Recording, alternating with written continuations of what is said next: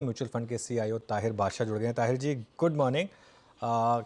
Hello market जी। में बहुत बड़ी रैली ऑलरेडी आ चुकी है और एक काफ़ी स्ट्रांग है मार्केट इस समय। क्या बजट में जाते वक्त कुछ रिस्क है इस मार्केट को, या अगर कोई गिरावट आ भी गई तो वो टेम्परेरी होगी? आपका क्या व्यू है इस समय? सो देखिए ये budget from the point of view of recalibration शायद थोड़ा इम्पोर्टेंट रहेगा। देयर विल बी एक पिछले कुछ सालों से एक ट्रेंड देखने को आ रही है जहाँ पे मतलब you know as we know कि इंडस्ट्रियलाइजेशन मैन्युफैक्चरिंग वगैरह पे ज़्यादा अटेंशन दिया जा रहा है और वो काफ़ी ज़रूरी भी था एक हद तक। लेकिन अब शायद वो कुछ एक्सटेंड पे कुछ मॉडरेशन और कुछ रीबैलेंसिंग करने की शायद ज़रूरत पड़ जाए। और पोर्टफोलियोज का एक तरीके से अगर मार्केट में मूवमेंट देखे या अगर मार्केट के ओवरऑल जो उसका जो रुख रहा है अभी तक वो ये है कि मतलब इन सेक्टर्स लाइक इंडस्ट्रियल्स वगैरह जो मैन्युफैक्चरिंग वगैरह रिलेटेड है उनमें काफी हद तक हमें मूवमेंट देखने को मिली है। Valuations have also crept up significantly। तो आई थिंक कुछ हद तक you will see some rebalancing which will be required, और उसके चलते हुए I think there can be some corrections as well जहाँ पे कुछ सेक्टर से रोटेशन आने की संभावना जरूर है। तो आई थिंक एक ऐसा एक इम्पोर्टेंट माइलस्टोन या एक इवेंट आने जा रहा है जहाँ पे मतलब कुछ रिकैलिब्रेशन की जरूरत पड़ जाए, और उस चक्कर उसी संदर्भ में मार्केट के अगर कुछ मोमेंट्स एडवर्स मोमेंट्स हमें देखने को मिल सकती है। हम्म, तो इस समय आप क्या व्यू ले रहे हैं? आपका एक बहुत सक्सेसफुल स्मॉल कैप फंड भी है जो काफ़ी अच्छा किया है उसने।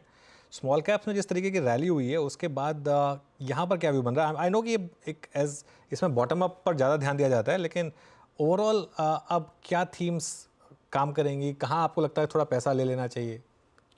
नहीं ये ठीक है। वही फिलोसफी मतलब हम लगभग आई थिंक सभी फंड्स में हम अप्लाई कर रहे हैं कि कुछ हद तक एक जो जर्नी है, जो रीबैलेंसिंग की जर्नी हमने शायद कुछ 3-4 महीने पहले ही शुरू कर दी थी। तो I think we are already on course with that. And वही चीज हम शायद स्मॉल कैप में भी हम दोहरा रहे हैं। And what we are essentially trying to do is जो इंडस्ट्रियल सेगमेंट वगैरह है, अगर कुछ वहाँ पे जो हमारा वेटेज है वो हमने जरूर कम किया है। हमारा जो ओवरवेट सिचुएशन है वहाँ पे, या ओवरवेट स्टांस है, उसको हमने थोड़ा मॉडरेट जरूर किया है।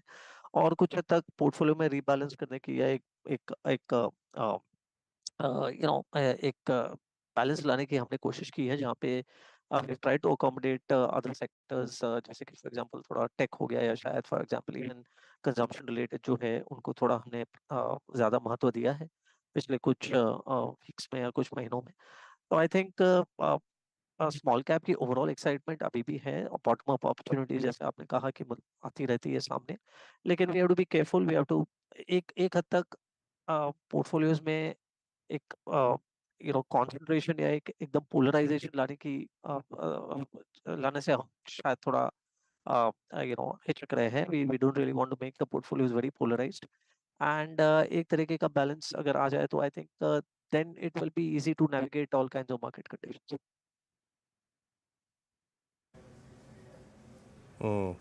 ताहिर जी, इस वक्त मतलब इस बार के क्वार्टरली अपडेट्स में जो एफएमसीजी कंपनियों द्वारा अपडेट शेयर किए गए थे वो स्ट्रॉन्ग थे, और एक strong I think rural India से जो थे वो स्टैट्स विजिबल थे, उसमें कोई राय नहीं है। और इस बार के निफ्टी एफएमसीजी के मूव में आई थिंक जो ब्रेथ है वो काफ़ी स्ट्रॉन्ग है। लास्ट टाइम भी Nifty FMCG all time high पे था, बट वो मोमेंटम सिर्फ कुछ कंपनियों तक सीमित था। अभी एफएमसीजी पर अभी तक के जो मॉनसून प्रोसीडिंग्स हैं उनको देखने के बाद आपका टेक क्या है? क्या अगले 6 महीने 2 क्वार्टर्स जो है वो डोमिनेट कर सकता है एफएमसीजी? जी बिल्कुल। आई थिंक देखिए अ, अ, एक स्ट्रॉन्ग अंडरकरंट बन सकता है यहाँ पे धीरे धीरे, जैसे जैसे जो मैक्रो टॉप डाउन जो व्यू मार्केट में अगर बनते गया, और जो फैक्टर्स है वो अगर पॉजिटिव आते गए, जिसकी हमें कुछ हद तक अपेक्षा भी थी, जैसे मॉनसून हो गया, या पॉसिबली अगर इंटरेस्ट रेट्स में अगर गिरावट आती है आने वाले दिनों में, तो आई थिंक और एक तरीके का एक सिक्लिकल अपटर्न जो पिछले हमने 2-3 साल से 2 ढाई साल से करीब हमने देखा है कि कुछ ऐसे सेक्टर्स हैं जैसे एफएमसीजी कंजम्पशन रिलेटेड कुछ है, पार्ट्स जहाँ पे हमने दिक्कत देखी है। आई थिंक वो सिक्लिकलिटी वैसे भी एक करीब-करीब 2 ढाई साल से प्ले आउट हो रही है। तो एक अपटर्न के क्लियरली एक अपेक्षा वहाँ पे भी एक एक्सपेक्टेशन बनती जाएगी, और मुझे लगता है जैसे-जैसे वो फैक्टर्स और ज़्यादा अपने आप को असर्ट करते जाएँगे, तो मुझे लगता है कि पोर्टफोलियो रीएलोकेशंस जो अभी होने, जैसे आप कह रहे हो कि हो रहा है, दिख रहा है होते हुए, मुझे लगता है वो और ज़्यादा एक्सेंचुएट हो जाएगा और ज़्यादा प्रोमिनेंट हो जाएगा, और I think that may lead to some of these parts of the market also uh, covering up their underperformance of the last some time. अच्छा ताहिर जी, अभी आपने बजाज ऑटो के नंबर्स देखे होंगे I hope, but in numbers के पीछे जिस प्रकार का हमने आई थिंक प्राइस टच देखा है, आई थिंक CY23 का सेकंड हाफ और even the first quarter of CY24 entirely belongs two wheeler space. आपका व्यू क्या है इस वक्त, मतलब टू व्हीलर्स को कैसे अप्रोच कर रहे हैं? अल्टीमेटली मैं जानना चाह रहा हूँ ताहिर जी कि आप थोड़े से कॉशियस कहाँ पर हैं, क्या वो ये स्पेस है क्या?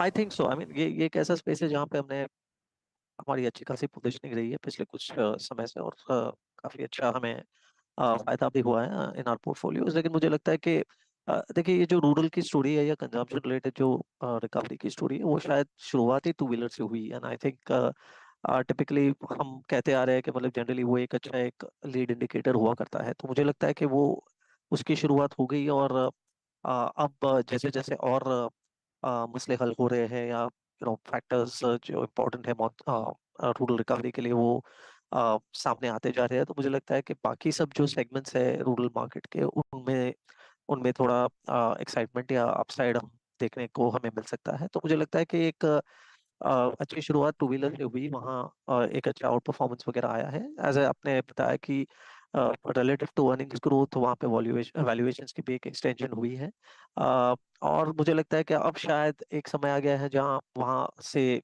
थोड़ा रोटेट करके कुछ और ऐसे जो सेगमेंट्स हैं जहाँ पे सेकंड ऑर्डर बेनिफिट्स दिख सकते हैं from consumption point of view, उन पे शायद थोड़ा गौर करना चाहिए। I think that will be useful in terms of once again creating some kind of portfolio rebalance.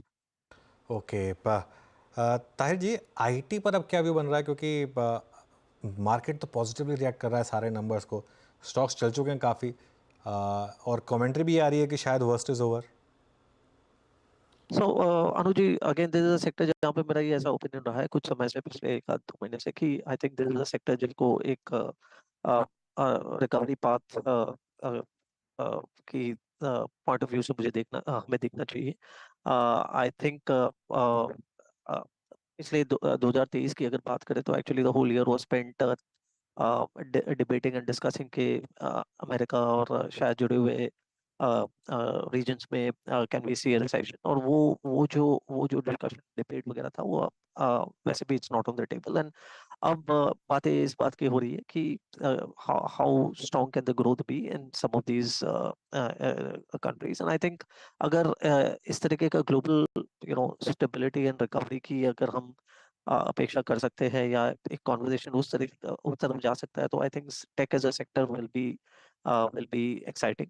मुझे लगता है कि वैसे भी हमने देखा था कि इंडियन आईटी सर्विसेज कंपनीज को बिजनेस आने में दिक्कत नहीं थी, एग्जीक्यूशन और रैंप अप की जरूरत थी, एंड आई थिंक ये क्वार्टर की शुरुआत एक अच्छे मूड से हुई है। हमने देखा है कुछ कंपनीज जिन्होंने अपने रिजल्ट्स जाहिर किए हैं, उनका हमने कमेंट्री भी अच्छा, और कुछ हद तक मैं कहूँगा पिछले 2-3 क्वार्टर से commentary has turned out to be somewhat better, और आंकड़े भी जैसे हमने देखे कि have been somewhat better than markets expectation. तो आई थिंक अगेन ये एक अर्ली स्टेजेस वाला, I would say recovery turn around stroke एक वैल्यू प्ले इमर्ज हो सकता है, and we are looking at it quite positively. ये एक अगेन एक ऐसा सेक्टर है जहाँ पे हम थोड़ा रीएलोकेशन और रीबैलेंसिंग का एक फायदा उठा रहे हैं।